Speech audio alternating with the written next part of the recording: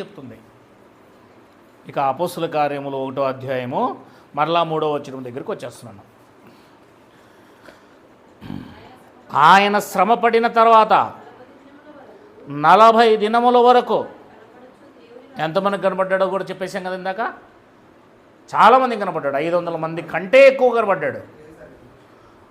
ఇకపోతే కింద ఆయన ఎన్ని దినాలు కనబడ్డాడు? అనేక దినములు కనబడ్డాడు.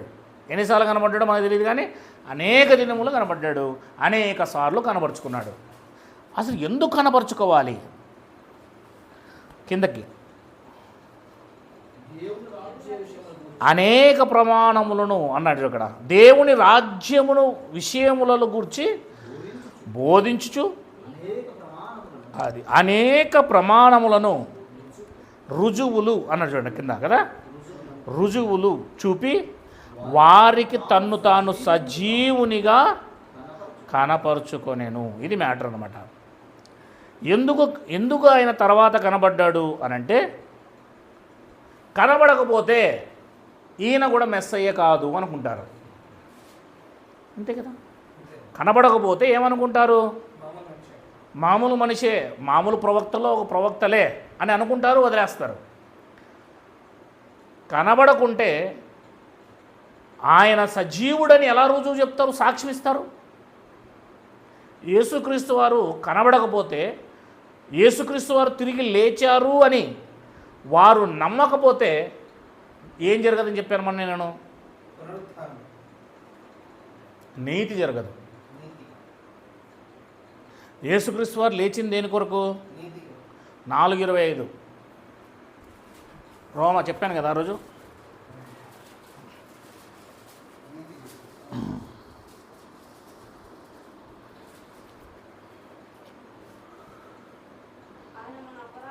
ఆయన మన అపరాధముల నిమిత్తము సిలువ వేయబడి మనము నీతిమంతులుగా తీర్చబడుటకై, అది ఆయన లేపకపోతే, ఆయన లేపబడకపోతే, ఆయన లేకపోతే మనం నీతిమంతులం కాలేము. అది ఆయన సిలువ వేయడంలో పాపక్షమాపణ ఉంది, కానీ మనకి ఆయన తిరిగి లేవటంలో నీతిమంతులు ఉన్నాయి. రెండు ఉన్నాయి చూడండి అక్కడ. ఆయన రక్తం చిందించడంలో, ఆయన సిలువ వేయబడ్డంలో మన పాపాలు క్షమింపబడతాయి. మరి పాపాలు క్షమింపబడిన తర్వాత మనిషి ఏం కావాలి? నీతిమంతుడు కావాలి. నీతిమంతుడు కావాలంటే ఆయన తిరిగి లేవాలి. ఆయన తిరిగి లేవటంలో మనం నీతిమంతులం అవుతున్నాం. ఎందుకంటే ఆయన మరణాన్ని జయిస్తున్నాడు. అలా మరణాన్ని జయించిన వాడిని మనం విశ్వసిస్తే మనం కూడా మరణాన్ని జయిస్తాము అని అర్థం. అది అలాంటి వాడే మనకి ఏదైనా కూడా పాపక్షమాపణ చేయగలడు, మన నీతిమంతులు చేయగలడు. ఇక్కడికి వస్తే 4వ వచనానికి మనం వస్తే, 1వ అధ్యాయం 4వ వచనానికి, ఆయన సజీవునిగా వాళ్ళకి కనపరచబడినప్పుడు 3వ వచనంలో దేవుని రాజ్య విషయాలు బోధించాడు. ఏం బోధించాడు? ఇప్పుడు చెప్పండి, బ్రతికున్నప్పుడు 3.5 సంవత్సరాలు చెప్పిన దానికి ఈ 40 రోజులు కనబడ్డాడు కదా, ఇప్పుడు చెప్పిన దానికి ఏమన్నా తేడా ఉంటుందా? చెప్పండి, తేడా ఉంటుందా? బ్రతికున్నప్పుడు యేసుక్రీస్తు వారు శిష్యులు చెప్పినప్పుడు వాళ్ళు నిజంగా మారుమనసు పొందలేదు, వాళ్ళు నమ్మలేదు. యేసుక్రీస్తుని సరిగ్గా నమ్మలేదు. వాళ్ళు ఊరికనే వెంటబడుతున్నారు, వెంట వెళ్తున్నారు, అన్నం దొరుకుతూ ఉంది, అద్భుతాలు చేస్తున్నాడు, పేరుంది, ఊరులు తిరుగుతున్నారు, సమృద్ధిగా ఉంది, అందుకే తిరుగుతున్నారు. పరిపూర్ణంగా యేసుక్రీస్తుని వాళ్ళు నమ్మలేదు. నమ్మకపోయినందుకే కదా చేపలు పట్టేకపోయారు. నమ్మకపోయినందుకే కదా యేసు ప్రభువుని కొట్టినప్పుడు పారిపోయారు, పట్టుకొని వెళ్ళిపోయినప్పుడు మాకెందుకు రా నాయన తలనొప్పని. అంతే కదా. యేసు ప్రభువు తిరిగి లేచాడని మరియమ్మ చెప్తున్నా కూడా నమ్మతలేరు. తోమ ఏమంటున్నాడు? తోమ్ తోమ్ తోమ్ నాకు కనబడలేదు అంటున్నాడు ఆయన. అవునా? తోమ ఏమంటున్నాడు చెప్పు? ఆయన గాయాలు ఏళ్తారా ఇదన్నీ తోమలు అంటున్నాడు ఆయన. చెప్పండి, తోమ అసలు నమ్మడమే లేదు, అసలు విశ్వాసించడం లేదు. నేను తోముతాను అంటున్నాడు ఆయన. ఆలోచన చేయండి. అంటే ఇంత అవిశ్వాసులుగా వీళ్ళు ఉన్నారు అంటే ఈ 300 సంవత్సరాలు ఏమైనా వినింటారా? అసలు వినలేదు. వాళ్ళు వెంట తిరుగుతున్నారు అంతే. అందుకే ఈ 3.5 సంవత్సరాలు చెప్పిన దాన్ని మరలా చనిపోయి తిరిగి లేచిన తర్వాత తన్ను తాను అనేక లేఖనాలు చూపించుకుంటూ రుజువు చేయిస్తూ మొత్తం టోటల్గా ఆ లేఖనం నా కోసం నెరవేరింది, ఈ లేఖనం నా కోసం నెరవేరింది, ఆ లేఖనం నా కోసం నెరవేరింది, ఈ లేఖనం నా కోసం నెరవేరింది అని చెప్పాడు. మొత్తం టోటల్గా ఆ లేఖనాలలో ఉన్నవన్నీ చెప్పాడు కనుక తర్వాత ఆ లేఖనాలు యేసుక్రీస్తు వారి వేనని వారు చెప్పడం మొదలు పెడతారు. ఇప్పుడు చాలా విషయాలు చెప్పాడు. 40 రోజులు ఊరికే ఉండలేదు ఆయన. చాలా విషయాలు చెప్పాడు. అంటే వారు యేసుక్రీస్తు వారు చనిపోయి తిరిగి లేస్తారు, పునరుద్ధానం అవుతారు అని యేసుక్రీస్తు వారు ముందే చెప్పాడు. అయినా సరే వాళ్ళు నమ్మలేదంటే ఆలోచించి చెప్పాడా లేదా? 16వ అధ్యాయంలో మీరు మత్తయి సువార్తలో చూసుకోండి, 21వ అధ్యాయంలో చూసుకోండి, 18వ అధ్యాయంలో చూసుకోండి. ఆ తర్వాత చనిపోయేటప్పుడు కూడా చెప్పాడు ఆయన. కానీ వారు అస్సలు నమ్మలేదు. కనుక ఇప్పుడు చనిపోయి తిరిగి లేస్తే వారు నమ్ముతారు. రుజువు చూపిస్తే నమ్ముతారు. ఇప్పుడు అనేక రకాల రుజువులు చూపించాడు ఆయన, 1 కాదు 2 కాదు. దానికి ఫర్ ఎగ్జాంపుల్గా రుజువుల్లో మనం చూద్దాం జాగ్రత్తగా. 21వ అధ్యాయము లూకాసు వార్త, ఎందుకంటే కనెక్టింగ్. 24వ అధ్యాయం అనుకుంటా. 24వ అధ్యాయం మొదటి వచనం.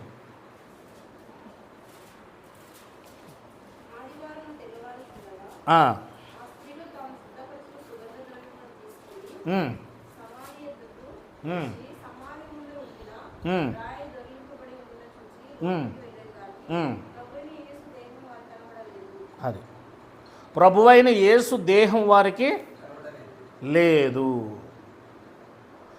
ఈయనను గూర్చి వారికి ఏమీ తోచలేదు. అక్కడ 2 దేవదూతలు ఉన్నారు. భయపడి వారితో అంటున్నాడు, ఆయన ఇక్కడ లేడు. మీతో చెప్పినట్టుగా గలిలయలోకి ఆయన ఉన్నాడు, అక్కడికి వెళ్ళాడు. పాపిష్ట మనుషుల చేతికి అప్పగింపబడి సిలువ వేయబడి 3వ దినమున లేవలసి ఉన్నదని ఆయన మీతో చెప్పిన మాట మీరు అదిగో మరలా ఇప్పుడు దేవదూతలు చెప్తున్నారు. అక్కడ ఉన్న వాళ్ళు మీతో బ్రతుకున్నప్పుడు ఏం చెప్పాడు గుర్తుకు లేదా, మీకు అర్థం కావడం లేదా అని అడుగుతున్నారు వాళ్ళు. అంటే ఆ మాట ఎందుకు ఎత్తుతున్నారు? చెప్పి ఉన్నాడు కనుక. మీకు తెలియదా ఆయన ఏం చెప్పాడు మీరుతో ఉన్నప్పుడు? అంటే వీళ్ళకి ఇంకా అర్థమో కావడం లేదు. జ్ఞాపకం చేసుకోండి. ఎక్కడ చెప్పాడు? మత్తయి సువార్త 16వ అధ్యాయము.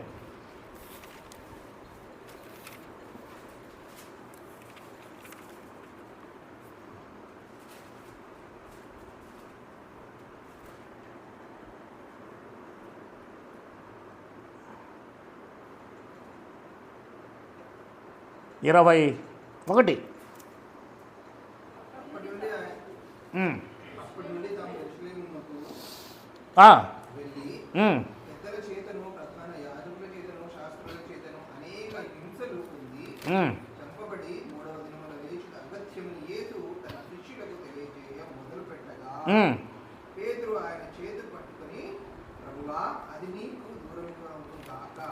చూసినావా? చెప్పాడా? అప్పుడు సాతానా నా వెనక్కి వెళ్ళిపో, నువ్వు మనుషుల సంగతుల్లో యోచించుచున్నావు కానీ దేవుని సంగతుల్లో యోచించలేదన్నాడు గట్టిగా. ఇది కూడా గుర్తులేదు ఆయనకు. ఎందుకు నన్ను సాతానా అన్నాడు అన్న విషయం పేతురు అన్నాడా లేదు సాతానా అని? ఎందుకు నన్ను సాతానా అన్నాడు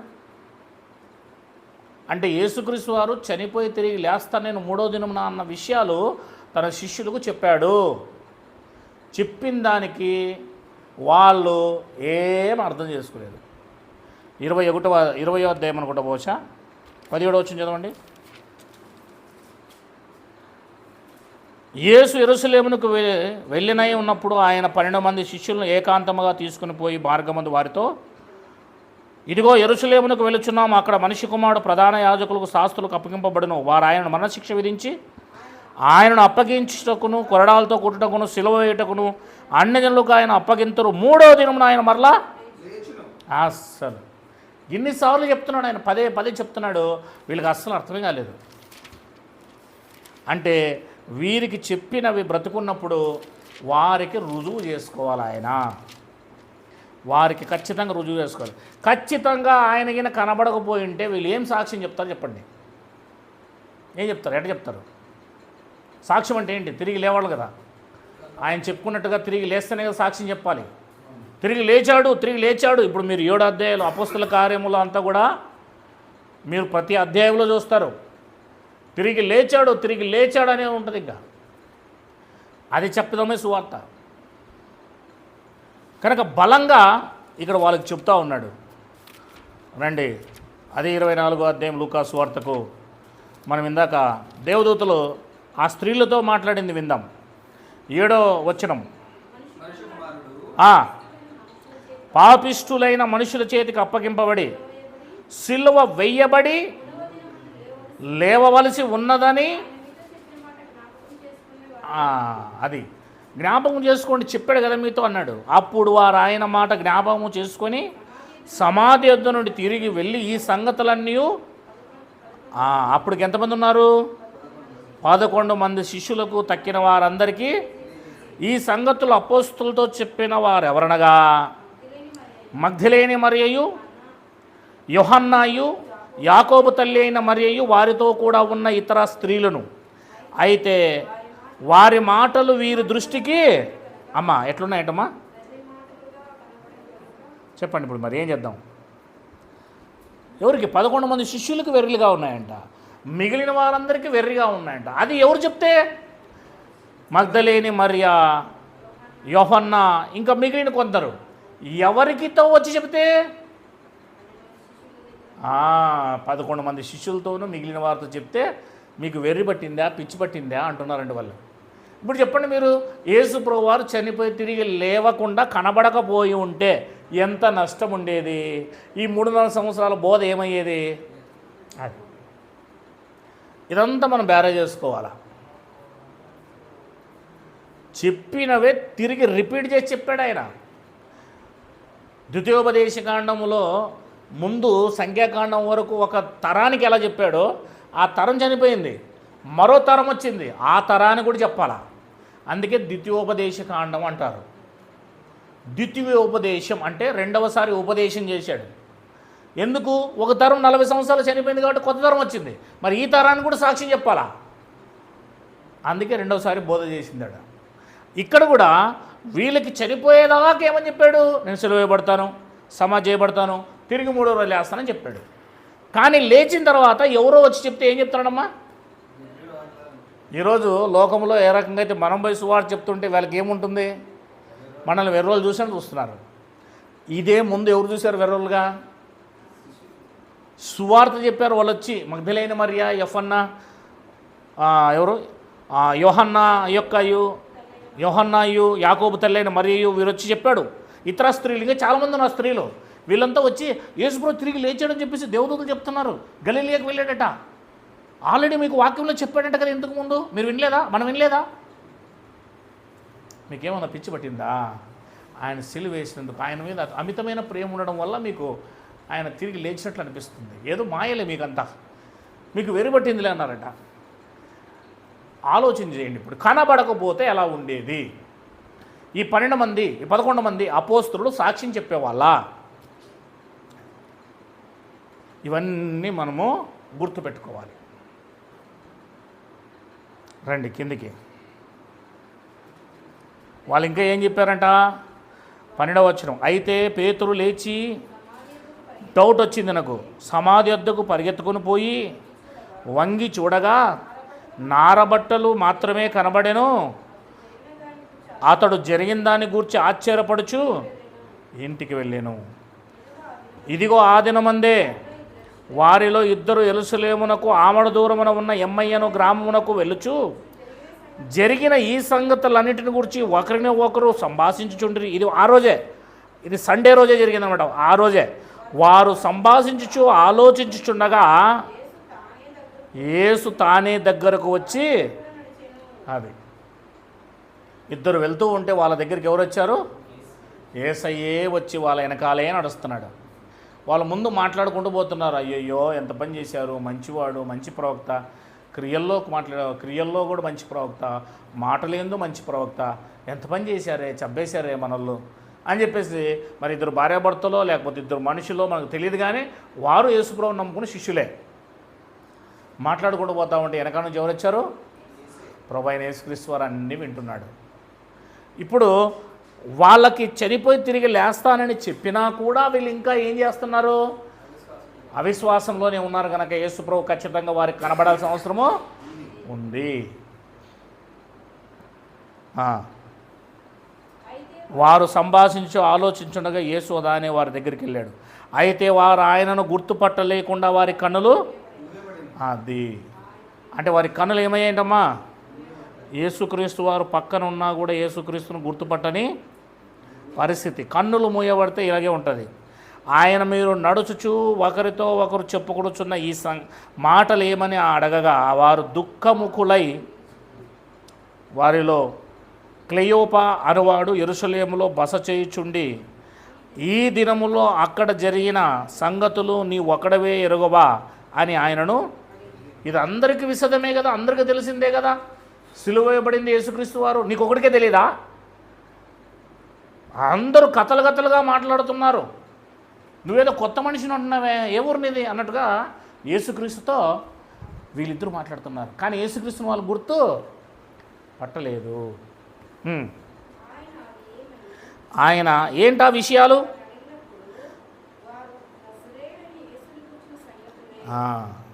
నజరేయుడైన యేసును గూర్చిన సంగతులే. ఆయన దేవుని ఎదుటను ప్రజలందరి ఎదుటను క్రియలలోను వాక్యములో శక్తిగల ప్రవక్త అయి ఉండెను.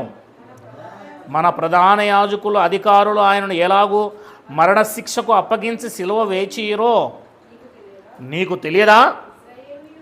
ఇజ్రాయేలును విమోచింపబోవాడు ఈయనే అని మేము ఈయనేమో ఇజ్రాయెల్ని విడిపించే మెస్సయ్య అని మేము అనుకోయింటిమి వేరు, అనుకొని ఉంటిమి వేరు కదా. కానీ ఆయన కాదా? ఆయనే. అనుకొని ఉంటిమేంటి?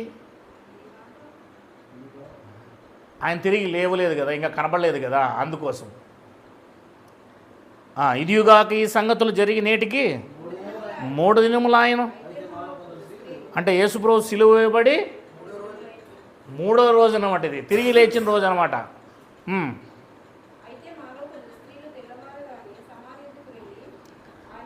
మాలో కొందరు స్త్రీలు తెల్లవారుగానే సమాధి వద్దకు వెళ్ళి ఆయన దేహమును కనబడలేదు, కొందరు దేవదూతలు తమకు కనబడి ఆయన బ్రతికి ఉన్నాడని చెప్పి మాతో కూడా విస్మయము. అదిగో విస్మయం వచ్చిందంటే వీళ్ళకి. ఏంటి విస్మయం? ఇంతకుముందు చెప్పలేదు ఆయన? మాతో కూడా ఉన్న వారిలో కొందరు సమాధి వద్దకు వెళ్ళి ఆ స్త్రీలు చెప్పినట్టు కనుగొనిది కానీ ఆయనను చూడలేదని ఆయనతో. అందుకు ఆయన అది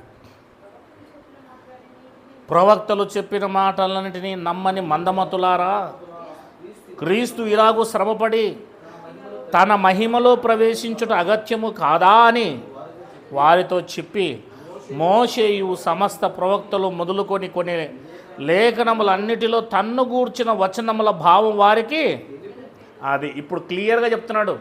చూసావా? కీర్తన గ్రంథం 16వ అధ్యాయంలో రాసింది నా కోసమే, కీర్తన 140 అధ్యాయంలో రాసింది నా కోసమే, కీర్తన 110వ అధ్యాయంలో రాయబడింది నా కోసమే, ద్వితీయోపదేశకాండం 18వ అధ్యాయంలో రాయబడింది నా కోసమే. అధ్యాయాలు లేవులేండి. అప్పుడు చెప్తున్నాడు, మోషే నా కోసమే చెప్పాడు, కీర్తనలు నా కోసమే రాయబడ్డాయి, ప్రవక్తలంతా నా కోసమే చెప్పారు, నన్ను సిలువేస్తారని చెప్పారు.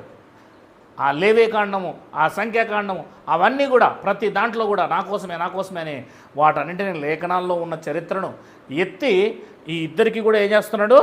మొత్తం వివరిస్తున్నాడు. అంటే ఇంత వివరించితే కానీ వీళ్ళు దృఢముగా నిలబడేటట్టు లేరు కదమ్మా. అలాగే చనిపోయి అట్లా వెళ్ళిపోయింటే టాటా బాయ్ బాయ్ అనేసి వీళ్ళు ఖచ్చితంగా నిలబడేవాళ్ళు కాదు. అంటే చనిపోవడం మాత్రమే కాదు, సిలువలో సమాధి చేయబడమే కాదు, తిరిగి 3 రోజుల తర్వాత లేచి రుజువు చేయాలన్నమాట. ఇంత రుజువు కావాలన్నమాట, ఇన్ని ఎవిడెన్సెస్ కావాలన్నమాట, ఇన్ని ఆధారాలు కావాలా. అక్కడ ఉన్నోలే నమ్మడం లేదు, ఈరోజు ప్రపంచంలో ఉన్నోలే నమ్ముతారు. సొంత శిష్యులే నమ్మడం లేదు యేసు ప్రభువు తిరిగి లేచినాడంటే. వెర్రి వాళ్ళరా అంటున్నారు, వెర్రి పట్టింది మీకు అంటున్నారు. పౌలు వెర్రి పట్టిందని లేదా ఒక ఆయన? అట్లనే సమాజంలో అందరికీ మనమంటే ఈరోజు వెర్రి. యూదులు సూచక్రియలు అడుగుతున్నారు, గ్రీసు దేశస్తులు జ్ఞానమును వెతుకుతున్నారు, మనము క్రీస్తును ప్రకటిస్తున్నాము అని రాయబడింది. క్రీస్తు ఎలా ఉన్నాడంటే వాళ్ళందరికీ వెరితనంగా ఉన్నాడని కొరింథీ పత్రికలో రాయబడింది. క్రీస్తు ఎలా ఉన్నాడంట? వెరితనం. అపోస్తులకే వెరితనంగా ఉన్నాడు ఇక్కడ. ఎందుకు? చనిపోయి తిరిగి లేవటం అనేది చరిత్రలో ఎవరికి ఎప్పటికీ జరగలేదు. యేసుక్రీస్తు వారు 3-4 సంవత్సరాలు చెప్పినా నమ్మని అది. మరి అలాంటి వారికి తిరిగి లేచి చెప్పాలంటావా లేదా? అనేక రుజువులు తన గురించి తాను చూపించుకోవాలంటావా లేదా? అది రైట్. కంటిన్యూ అవుదాం. ఇక వీళ్ళు కూడా వెళ్ళి ఏం చేశారో తెలుసా? ఇంటికి వెళ్ళి కాము ఉండలేదండి వీళ్ళు. 33 ఆ గడియలోనే వారు లేచి మరలా యెరూషలేము నుండే కదా వాళ్ళకి ఇంటికి వచ్చారు. రాత్రి మళ్ళీ ఇంటికి ఎక్కడికి వెళ్ళారు? మళ్ళీ యెరూషలేముకి ఇంటికి రివర్స్ పోయారు. అదే కదండి, చూడండి అక్కడ 13వ వచనం. ఇదిగో ఆ దినమందే వారిలో 2 యెరూషలేమునకు ఆమడ దూరముగా ఉన్న ఎమ్మై గ్రామానికి వచ్చారు కదా. యెరూషలేములో నుండి ఎమ్మై గ్రామానికి వచ్చారు. ఈ ఎమ్మై గ్రామానికి వచ్చి భోజనం చేసి ఆయనతో పాటు రొట్టె విరిచి ఇలా అనగానే అదృశ్యమైపోయాడు యేసుప్రభువు వారు. ఏమయ్యారు? అదృశ్యమైపోయారు. అంటే సాయంకాలం కదా అది. మరలా వీళ్ళు వెంటనే ఏమయ్యారంట? రాత్రికి రాత్రే, ఆ సాయంకాలమే ఏ ఎమ్మై గ్రామానికి వచ్చారో ఆ ఎమ్మై గ్రామం నుంచి మరలా యెరూషలేంకి వెళ్ళారు. ఎందుకు? యెరూషలేంలో ఎవరున్నారు? దగ్గరే కనుక. దగ్గరే అని రాయబడిందా లేదా అక్కడ? ఆమడ దూరమున అంటే దగ్గర అని అర్థం. యెరూషలేము ఎమ్మై గ్రామం పక్కనే ఉంటాయి కనుక దగ్గరే ఉన్న యెరూషలేంకి వెంటనే హుడావుడిగా ఏమంటారు చూడ, ఎమర్జెన్సీగా, అయ్యో ఆయన కనబడింది యేసుప్రభువు, మనకి తిరిగి లేచాడు, ఆయన నిజము మాతో మాట్లాడాడు అని చెప్పడానికి ఇప్పుడు వీళ్ళు అంటే సువార్త చెప్పడానికి ఎంత తొందరగా ఉండాలో చూడు. అంటే యేసుక్రీస్తు వారు నీకు అర్థమైతే ఎంత తొందరగా రాత్రి పగలా కాదు, వెంటనే ఆయన దగ్గరికి మనము ఇంకోరికి తెలియజేయాలి ఆ విషయం, వార్త. వీళ్ళకు తెలిసిన వెంటనే ఆ సాయంకాల సమయంలో రాత్రి వేళల్లోనే ఎక్కడికి పరిగెత్తారు? రేపు చెప్దాంలే, ఉదయం చెప్దాంలే అని అనుకోలే వీళ్ళండి. ఆ రాత్రే చీకట్లోనే దీపం పట్టుకొని మరలా వెళ్ళిపోయారు యెరూషలేంకి వెళ్ళిపోయి ఏం చేశారు చూడండి.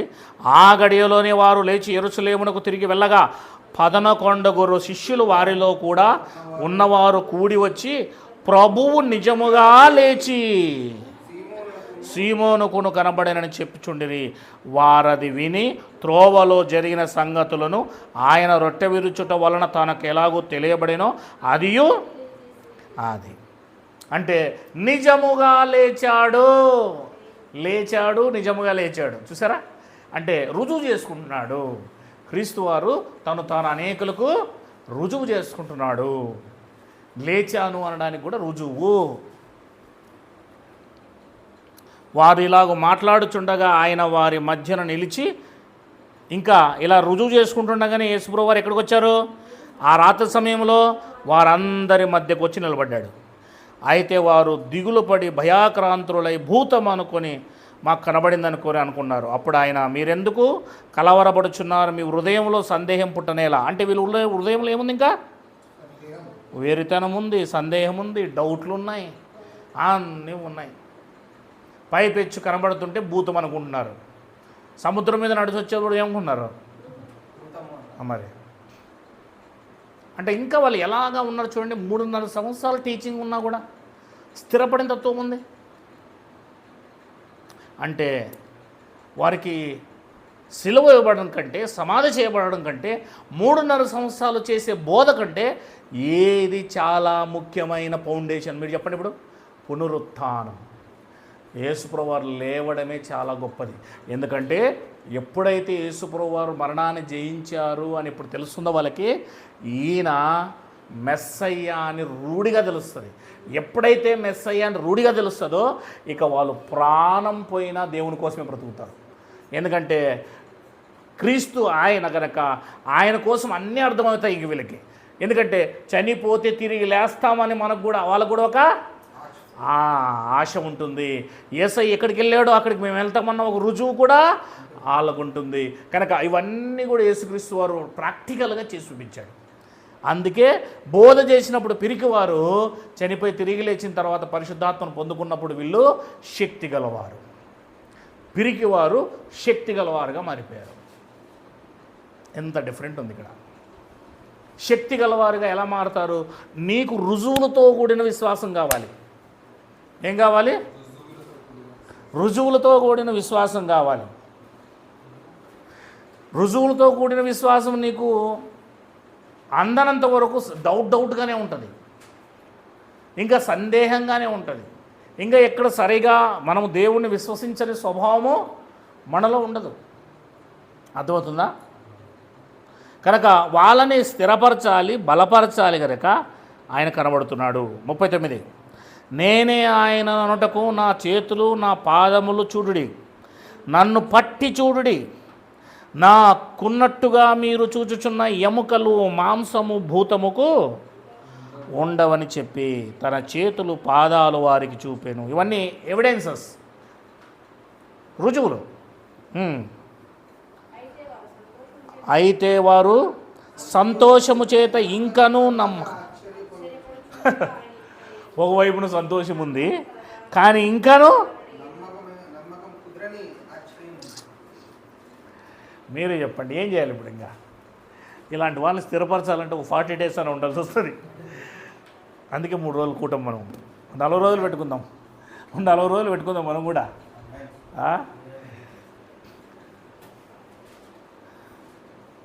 మన అపోస్తల కార్యంలోకి వెళ్ళినప్పుడు అపోస్తలు ఇశ్రాయేలు లెక్క మీటింగ్స్ ఎలా ఉంటాయో చూద్దాం. తర్వాత వాళ్ళు ఎందుకు అంత విశ్వాసంగా బ్రతుకుతారో కూడా చూద్దాం తర్వాత. మీరు చెప్పండి.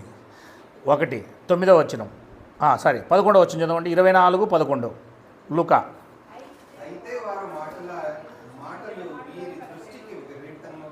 అపోస్తులకు ఎలా కనబడ్డాయంట?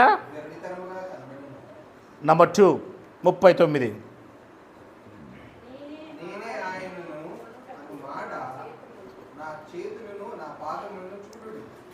38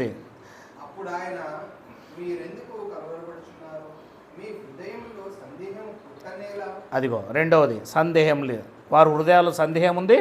వారు ఇంకా యేసుప్రభు తిరిగి లేవటాన్ని వేరేతనంగా చూస్తున్నారు. నంబర్ 3 అంటే 41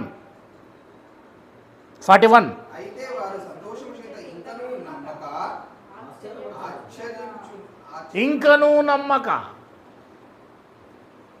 వెర్రితనంగా ఉందట, సందేహపడుతున్నారంట, లేచి ఎదురు కనబడుతున్నా కూడా ఇది నిజమేనా కలనా, ఇది నిజమేనా కలనా, మాకేం అర్థం కావడం లేదు, అద్దాలు పెట్టుకుంటానుండు, గిల్లుకుంటానుండు అన్నట్టు ఉంది పరిస్థితి. ఒకవైపున ఆశ్చర్యపడుతున్నారు, ఒకవైపునేమో సంతోషపడుతున్నారు, ఇంకోవైపు నమ్మకం లేదు, ఇంకనూ నమ్మకం లేదు, ఇంకనూ నమ్మకం లేదు. మరి చెప్పండి, వీళ్ళని స్థిరపరచాలంటే వాళ్ళతో ఉండాలా లేదా? పరిపూర్ణంగా చేసే కదా పోవాలా, సంపూర్ణలు చేయాలి కదా వాళ్ళని. విడిచిపోతే మధ్యలో ఈ అడన సౌండ్ అన్న అంటే అయిపోతారు ఇంకంతే. Very good. 42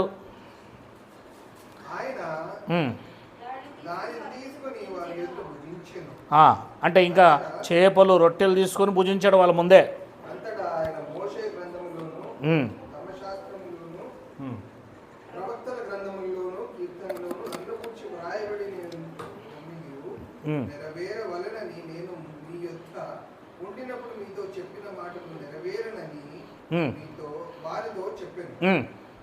అప్పుడు వారు లేఖనమును గ్రహించున్నట్లుగా ఆయన వారి మనస్సును తెరిచి. Very good. ఇప్పుడు ఇంత పని చేయాల. 40 రోజుల పాటు పాత నిబంధనలో ఉన్న ప్రతి విషయాన్ని బోధించాడండి వాళ్ళకి. బాగా వినాలి. బ్రతికున్నప్పుడు 3.5 సంవత్సరాలు శిష్యులకు బోధించాడు, యేసయ్యను నమ్మిన వారికి బోధించాడు, నమ్మని వారికి బోధించాడు. కానీ చనిపోయి తిరిగి లేచిన తర్వాత 40 రోజులు కేవలం ఈ 12 మంది అపోస్తులకును, స్పెషల్గా ఉన్న కొంతమంది స్త్రీలకును, కొంతమందికి మాత్రమే తను తాను రుజువు చేసుకుంటూ అనేక విషయాలు, లేఖనాలలో ఉన్న అనేక విషయాలు వీళ్ళతో సీక్రెట్గా మాట్లాడుతూ వచ్చాడు. యేసుప్రభు తిరిగి లేచాడని మొత్తం టోటల్గా అందరినీ పిలుచుకొచ్చి కూర్చోపెట్టలేదు ఈ 40 రోజుల్లో. చాలా తేడా ఉంది ఇది, మీరు ఆలోచించాలి. 3.5 సంవత్సరాలు అయితే సముద్రం ఒడ్డుకు వెళ్ళేవాడు, అందరూ వచ్చేవాళ్ళు. కొండ మీదకి వెళ్ళేవాడు, అందరూ వచ్చేవారు. ఊరిలోకి వెళ్ళేవాడు, అందరూ వచ్చేవారు. అది వేరు. అది బహిరంగంగా అందరికీ చెప్పాడు, శిష్యులు కూడా చెప్పాడు. అందులో నుంచి ఏర్పరచబడి సపరేట్ అయిపోయిన కొంతమంది గ్రూపుకు మాత్రమే సీక్రెట్గా తన్ను తాను వీళ్ళకి మాత్రమే కనబరుచుకుంటూ వీళ్ళని బలపరుస్తూ, ఇది ఇంక లోకంలో ఉన్న వాళ్ళకి ఎవరికి లేదు. ఇంకా హేరోదులు, పరిసయ్యులు, శాస్త్రులు వీళ్ళందరికీ లేదు. ఇంకా ఈ 40 డేస్ వాళ్ళు ఎవరు కూడా దీంట్లోకి ఎంటర్ కాలేదు. వీళ్ళతోనే రుజువు చేసుకుంటూ, వీళ్ళతోనే మాట్లాడుతూ, వీళ్ళు దాగి ఉన్నారు వేరే చోట, వీళ్ళతోనే మొత్తం కూడా లేఖనాలని చెప్పి వాళ్ళ మనసు తెరిచాడు. ఏం తెరిచాడు అంటే వాళ్ళ మనసు తెరిచి వాళ్ళకు గ్రహించులాగున, వాళ్ళ హృదయాల్లోకి ఇది అర్థమయ్యేలాగున, ఫిక్స్ అయ్యేలాగున, యేసుప్రభు తిరిగి లేచాడు, ఇంకెవడు చెప్పినా కూడా నేను నమ్మను, యేసుప్రభు చనిపోయాడు అలాగే వెళ్ళిపోయాడు అని చెప్తే నేను నమ్మను, యేసుప్రభు తిరిగి లేచాడు, దానికి మా దగ్గర రుజువులు ఉన్నాయని బల్లగుద్ది చెప్పేటట్టుగా తయారు చేసిపోయాడు ఆయన. అందుకు కనబడాల్సి వచ్చింది 40 డేస్. ఇంకా ఆ 40 డేస్లో ఏం చేశాడు? ప్రతి లేఖనము గ్రహించినట్లుగా వారి మనస్సు తెరిచి క్రీస్తు శ్రమబడి 3వ దినమున తిరిగి లేస్తాడు మృతుల్లో నుండి అని ముందుగానే వ్రాయబడ్డాయి కదా. కనుక నా నామమున సమస్త జనులకు పాపక్షమాపణ ఉంటుంది కనుక మీరు పరిశుద్ధాత్మను పొందుకుంటేనే మీరు శక్తి పొందుతారు, మీరు అప్పుడే సర్వజనాంగానికి వెళ్ళి సువార్త ప్రకటించడానికి మీకు శక్తి వస్తుంది అని చెప్పాడు వాళ్ళతో. కనుక ఇప్పుడు వీళ్ళు ఏం చేయాలి? 40 డేస్ తర్వాత ఎన్ని రోజులు ఉంటుంది పెంతెకోస్తకి? ఇంకా 10 డేస్. ఈ 10 రోజులు, ఈ 40 రోజులు విన్న బోధ వాళ్ళకి ఎలాగ దొరికిందంటే ఇంకా 10 రోజుల పాటు ఏమాత్రం సందేహపడకుండా, వెరితనం లేకుండా, ఆశ్చర్యముగా నమ్మినట్టుగా ఉండకుండా కాదు, పూర్తిగా ఫిక్స్ అయిపోయారు వాళ్ళు. ఇంకా ఈ 40 డేస్ ఆయన కనబడి రాజ్యం కోసము, ఈ 40 డేస్ నేను సజీవుణ్ణి అని, నేను నిజంగా మెస్సైన్ అని అన్నీ రుజువు చేసుకున్నాడు కనుక వారు 40 డేస్ తర్వాత యేసయ్య పైకి వెళ్ళిపోయాడు. ఆ తర్వాత వాళ్ళు 10 రోజుల పాటు యెరూషలేములో మేడగది మీద ఎడతెగకుండా ప్రార్థనలోనే ఉన్నారు, ఎక్కడికి వెళ్ళలేదు. ఎందుకంటే ముందు వాళ్ళు ఏం పొందుకోవాలి? దేవుని ఆత్మను పొందుకోవాలి. ఆ దేవుని ఆత్మను పొందుకోవడానికి 120 మంది ఒక దగ్గర కూడున్నారు, 120 మెంబర్స్. ఇది మనం చూస్తాం. అందుకే పెంతె కోస్తా అంటే 50వ రోజు. మనం దాన్ని లేఖనాలలో నుండి, పాత నిబంధనలో నుంచి చూద్దాం తర్వాత. Very good. ఇకపోతే ప్రభువైన యేసుక్రీస్తు వారు పరలోకానికి